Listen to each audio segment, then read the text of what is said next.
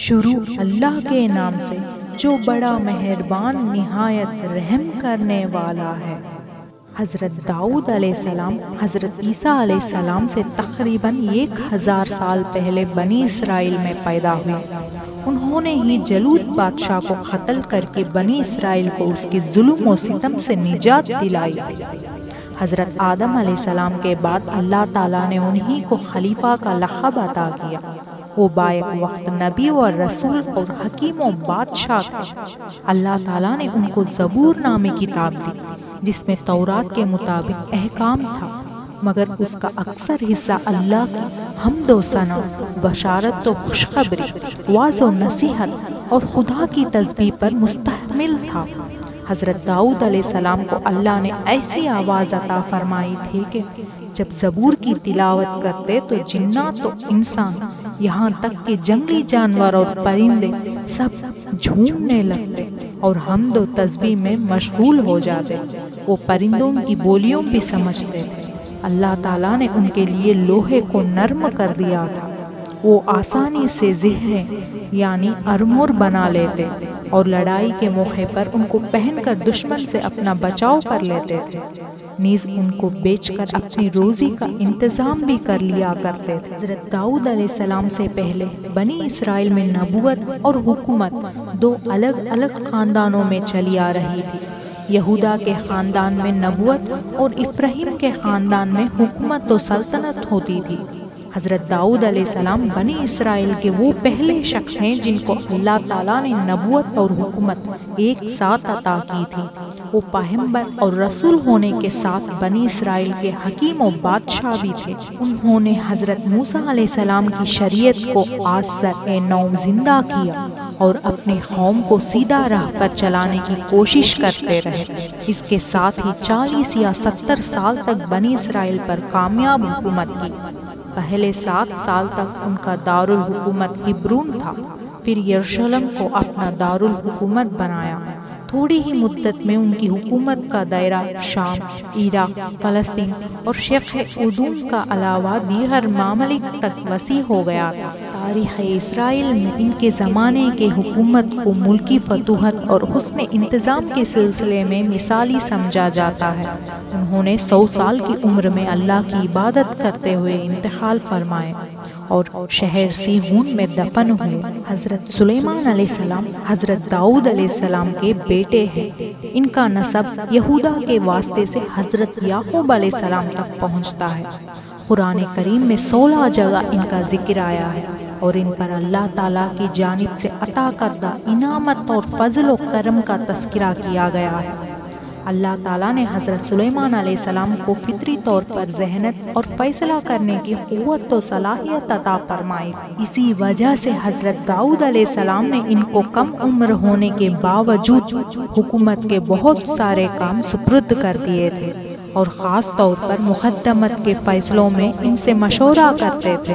پھر اللہ تعالیٰ نے حضرت داؤد علیہ السلام کے بعد حضرت سلیمان علیہ السلام کو نبوت و حکومت دونوں عطا فرمائی۔ اسی طرح وہ جہاں ایک طرف بنی اسرائیل کی دینی امور سے متعلق صحیح رہنمائی فرماتے، وہی دوسری طرف وہ ان کی اجتماعی و انفرادی زندگی اور ملکی انتظام کا فرض بھی انجام دیتے تھے۔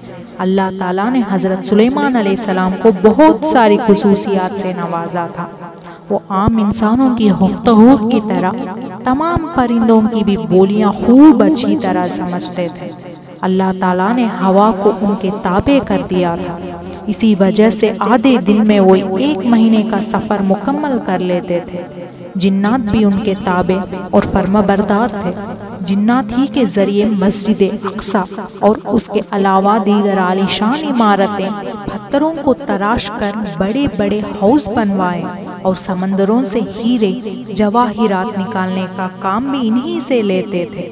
مسجد اقصیٰ کی تعمیر کے دوران حضرت سلیمان علیہ السلام کا انتقال ہوا۔ حضرت سلیمان علیہ السلام کے زمانے میں قوم سبا پر بلقیس نامی عورت حکومت کرتی تھی۔ وہ اور اس کی قوم خود بھی کفر و شرک اور ستارہ پرستی میں مبتلا تھی۔ سورج کو اپنا سب سے بڑا دیوتا سمجھتی تھی۔ قرآن کریم میں ہے کہ حضرت سلیمان علیہ السلام کو اس صورتحال کی اطلاع ہدہد پرندے نے دی۔ حضرت سلیمان علیہ السلام نے ہدہد کے ذریعے ایک خط ملائکہ کے پاس بھیجا جس میں اس کو اور اس کی قوم کو اسلام قبول کرنے کی دعوت دی گئی تھی۔ جب یہ خط ملکہ سبا کو ملا تو اس نے اپنے درباریوں سے مشورہ کیا، پھر چند لوگوں کو بہت سارے ہدیے اور تحفے دے کر حضرت سلیمان علیہ السلام کے برحق ہونے کی آزمائش کے لیے ان کی خدمت میں بھیجا۔ جب بلقیس کے لوگ تحفے اور ہدیے لے کر پہنچے اور حضرت سلیمان علیہ السلام کی خدمت میں پیش کیا تو آپ سلیمان علیہ السلام نے واپس کر دیا۔ جب یہ لوگ واپس ہو گئے تو ملکہ کو اس کی اطلاع دیتے ہوئے کہا، حضرت سلیمان علیہ السلام کی حکومت صرف انسانوں پر ہی نہیں بلکہ جنات اور پرندوں پر بھی ہے۔ ملکہ سبا بلقیس نے حضرت سلیمان علیہ السلام کی شان و شوکت کا حال سن کر ان کی خدمت میں حاضر کی تیاری شروع کر دی۔ ادھر اس کے آنے کی اطلاع وحی کے ذریعے حضرت سلیمان علیہ السلام کو مل گئی۔ انہوں نے ایک وزیر کے واسطے سے پھلک جھپکتے ہی ملائکہ کا تخت شاہی منگا لیا اور اس کی تھوڑی سی شکل و صورت بدل دی۔ جب ملائکہ دربار میں پہنچی تو حضرت سلیمان علیہ السلام نے پوچھا، کیا تمہارا تخت ایسا ہی ہے؟ ملائکہ نے کہا، گویا یہ وہی ہے۔ حضرت سلیمان علیہ السلام نے ایک محل تعمیر کرا کر اس کے صحن میں ایک بڑا ہاؤس بنوایا اور پانی سے بھر کر اس کے اوپر خوبصورت شیشے کا فرش بچھایا تھا۔ دیکھنے والوں کو ایسا محسوس ہوتا تھا کہ صحن میں پانی بہہ رہا ہے۔ جب ملکہ سبا صحن میں پہنچی تو پانی دیکھ کر اس میں داخل ہونے کے لیے پنڈلی کے کپڑے سمیٹا۔ حضرت سلیمان علیہ السلام نے کہا، اس کی ضرورت نہیں کیونکہ پورا صحن خوبصورت شیشے سے بنایا گیا ہے۔ ملکہ کی عقل پر یہ سخت چوٹ تھی۔ اب اس نے حقیقت حال کو سمجھا کہ یہ جو کچھ ہو رہا ہے وہ صرف ہمیں یہ یقین دلانے کے لیے کہ حضرت سلیمان علیہ السلام کو ایسی بے مثال چیزیں عطا کرنے والی ہستی ایک ہے جو پوری کائنات کا مالک ہے۔ پھر کفر و شرک پر شرمندہ ہوئی اور حضرت سلیمان علیہ السلام کے دستے مبارک پر ایمان لے آئے۔